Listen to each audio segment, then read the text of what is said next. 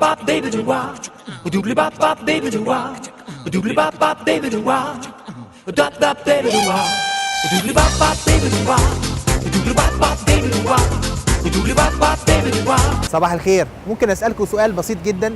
مين هي المطربه اللي بتغني اغنيه ما شربتش من نيلها؟ برافو عليكم، اجابات كلها صحيحه. مصر محتاجه كام مليار متر مكعب من ماء النيل سنويا؟ مش الرقم اللي كنا في المدرسه، في رقم جديد. مين وزير الري الحالي ومين وزير الري السابق؟ ايه هي الدوله وايه هو السد اللي ممكن لو اتبنى يأثر على حصه مصر في ماء النيل؟ تعرف اسم كام دوله من دول حوض النيل؟ لو عرفت اجابه السؤال الاولاني بس بتاع الاغنيه وما عرفتش اجابات باقي الاسئله، اتفرج معانا على الحلقه دي من المصريين هم. اعتقد 8 اكتر شويه، 12 اقل شويه، 11. انا اعرف مشاكل حوض النيل التلوث. النيل. لا بتكلم على كميه الميه اللي جايه اساسا، يعني في مشكله بيننا وبين احدى دول حوض النيل. تمام. ايه هي الدوله دي؟ وانا اعرف ان احنا الميه عندنا متوفره، بس تمام. المشكله في تلوث المياه. ميه النيل ولا الميه المعدنيه المتوفره؟ الميه النيل متوفره. تمام. بس المشكله في التلوث. طب الميه المعدنيه دلوقتي بقت برضه دلوقتي شح. دول حوض النيل في كام دوله في حوض النيل؟ تقريبا 11 دولة. انت قربت قوي. يعني انا مش متذكرهم، بس اعرف ان 10 10 دول في حوض النيل. هم كانوا 9 وبقوا 10. طب ليه زادوا دوله؟ تقريبا ممكن تكون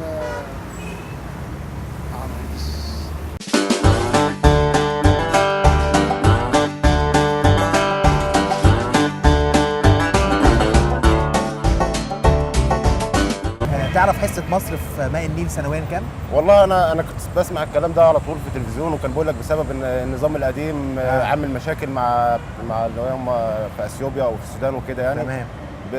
يعني بسبب حاجات يعني ماديه او حاجات ماليه يعني، فلان كان مش في دماغهم طبعا ان احنا النيل يتقطع او ما يتقطعش، مش فارق معاهم.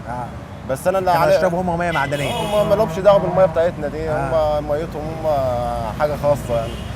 والله انا اعرف ان مشكله الميه ان هي كانت بتتحجز بيننا وبين الدوله، ان في مشاكل طبعا وما كانتش لنا علاقات بينا معاهم. تمام. وكانت العلاقات كلها فاشله. تمام. بحيث ان هي كانت كل حوض النيل كان يعني متنظم ان هو يتاخد اراضي تتباع وتتشري ويتعمل عليها قرى ومش عارف ايه ومرسى للوزير فلاني والكلام ده كله هنا في مصر. يعني اللي هو قرى سياحيه على حوض النيل. واراضي بقى تتاخد حته جزيره كده تتاخد زي اللي كانوا يعملوه في جزيره البحرين. وناحيه المعادي وجوه طبعا كان في تنظيم ان هو حوض النيل دوت يبقى يعني يردموا، ممكن يردموا منه. كام دوله في حوض النيل؟ انا طبعا اللي فاكرهم اللي هم 5 دول، اللي هي السودان، اريتريا، اثيوبيا، نيجيريا. تمام. نيجيريا طبعا من الدول المهمه في حوض النيل طبعا. مؤثره في اتخاذ القرار.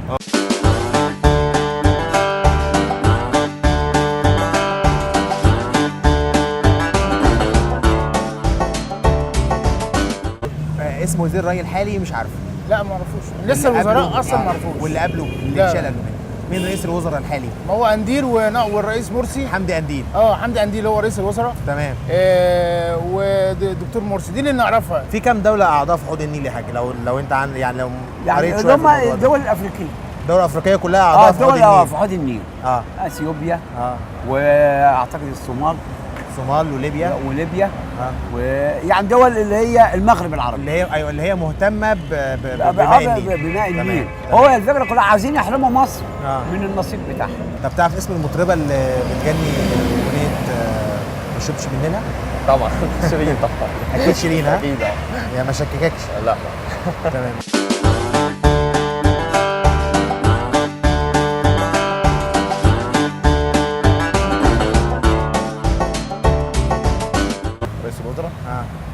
رئيس الوزراء اللي هو شاب هو كده. ابو لحيه ده.